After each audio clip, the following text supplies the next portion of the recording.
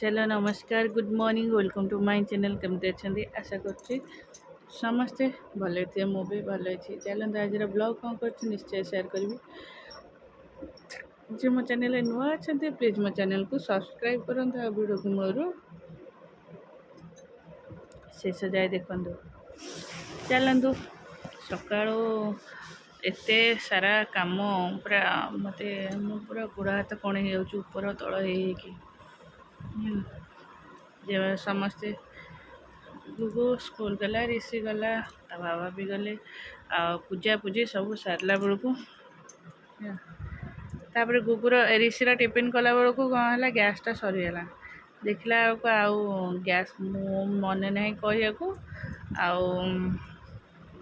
Stroke नहीं आनी ना कहीदे आनी मन नहीं से सब काम जेहेतु आमर गैस कथा मुझे मन पकई दिए आ तो मुझे एपटे सेपटे व्यस्त भितर आउ गैस कथा मुझे टोटाली भूली जाइए भूली जाइए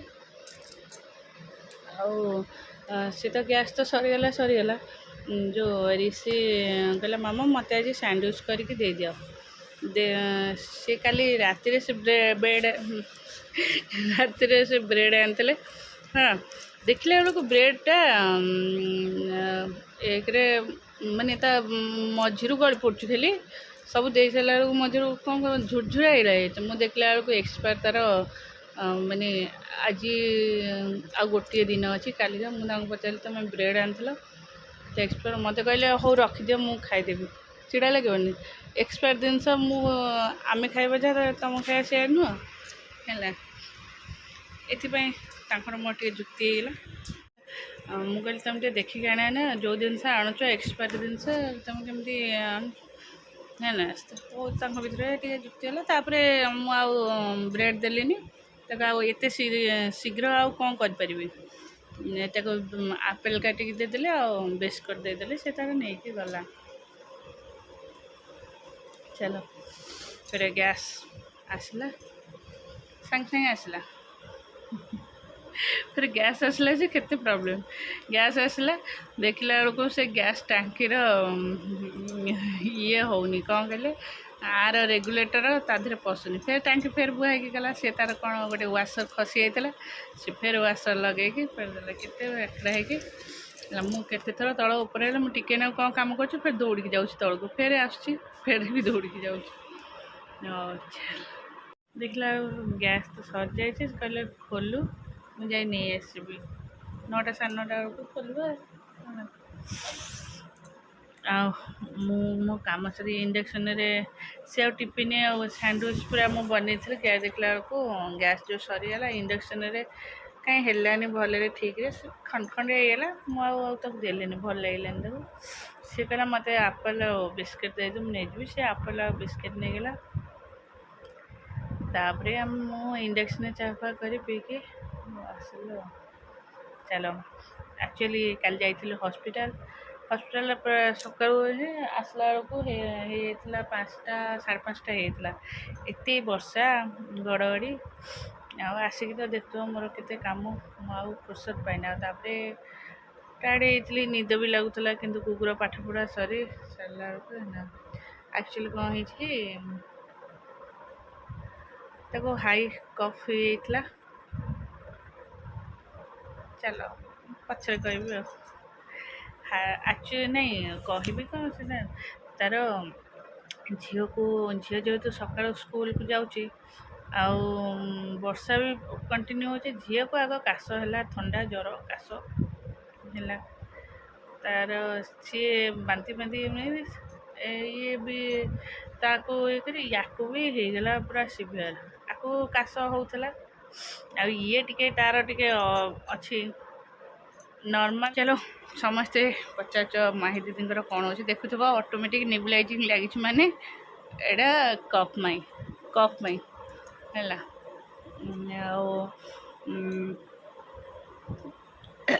एक्चुअली आम पुचू फास्ट एबे जो वर्षा एमती हो वर्षा तो कंटिन्यू सकाळू बेसी हो वर्षा वर्षा है सी जेहेतु नन रहुनी सी देखो स्कूल छाड़िया जाऊँगी ଝିଅ ବି ଓଦା ହେଉଛି, ସିଏ ଓଦା କ'ଣ ଅଟୋରେ ଗଲେ ମାନେ ସେ ଯେଉଁଦିନ ବାପୁ ଥାଆନ୍ତି ସେ ତାକୁ ଗାଡ଼ିରେ ନେଇଯାନ୍ତି, ନହେଲେ ସେ ତାଙ୍କର ଅଟୋରେ ଯାଆନ୍ତି।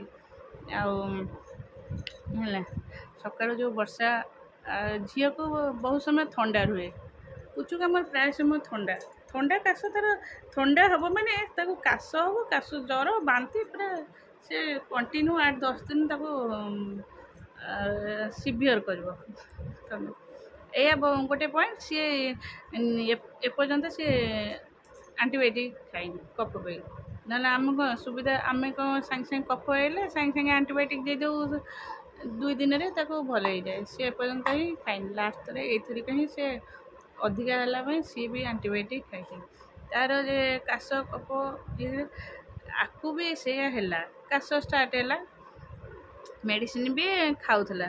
ସେ ମାନେ କାଶ କଫଟା ଅଧିକା ହେଇଗଲା, ସେ ଜାଣିପାରିଲାନି କି ନ ଜାଣିପାରିଲା, ମୁଁ ଆଉ ତା ସହିତ ଏତେ କଥା ହେଇନି।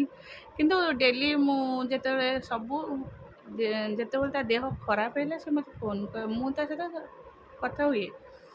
କହିଲା କି ଆଉ ମୋତେ ତାର କାଶ ହୁଏ, ମୁଁ କି ତୋତେ କ'ଣ କାଶ ହେଇଗଲା, ତାକୁ ମେଡ଼ିସିନ ଖାଉନୁ, ଆଉ ଯଦି ମେଡ଼ିସିନ ଖାଉ ତା ସହିତ କିଛି ଆୟୁର୍ବେଦିକ ଚିକିତ୍ସା କର।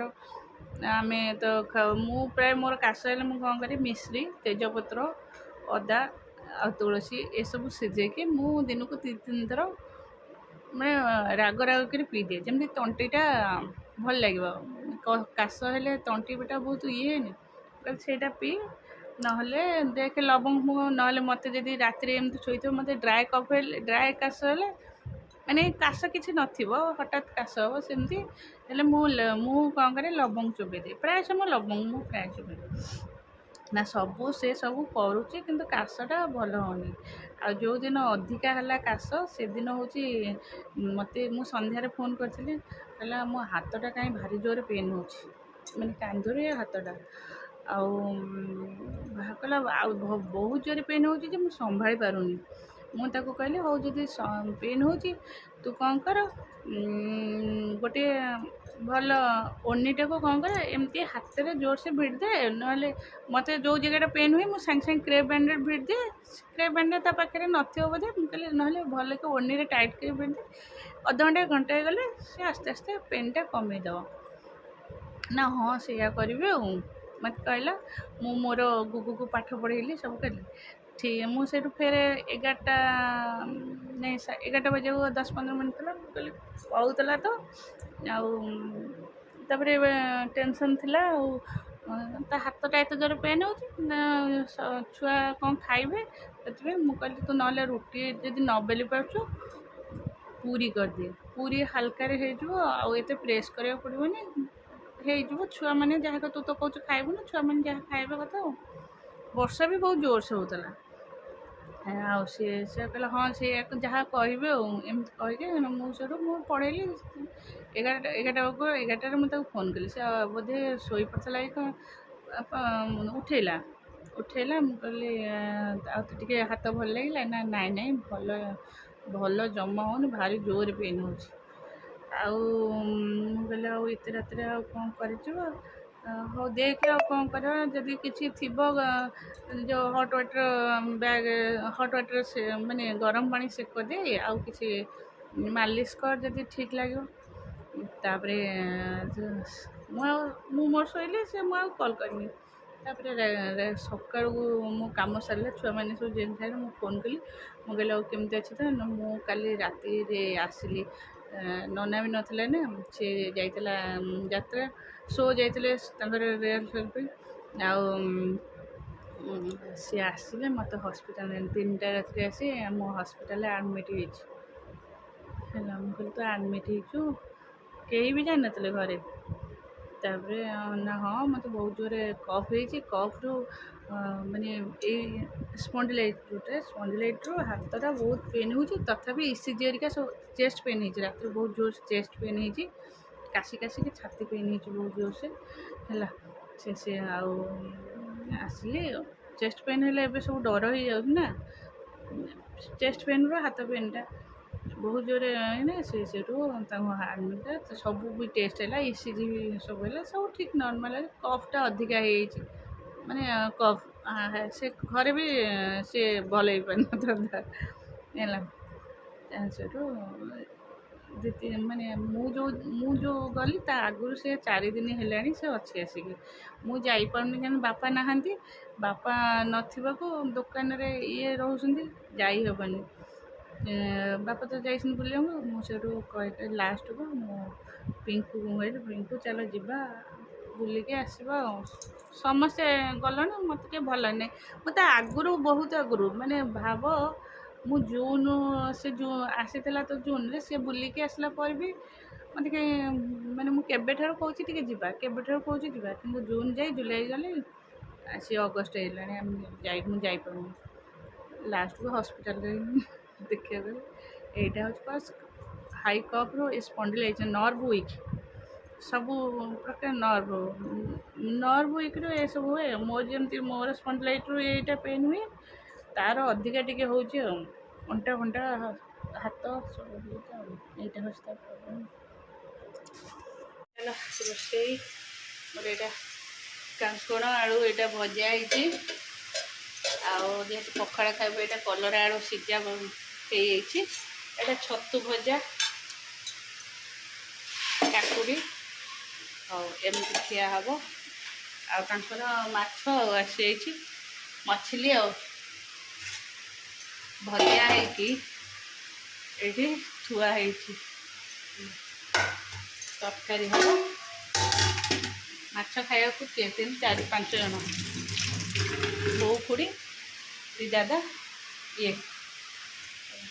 ଚୁଲିରେ ଭାତ ବସିଛି। ଆଉ ବୋଉ ବାଡ଼ି କବାଟା ଦେଇ ଦେଉଛି, ବିଲେଇ ପଶିଯିବ। ସତ ଭଲ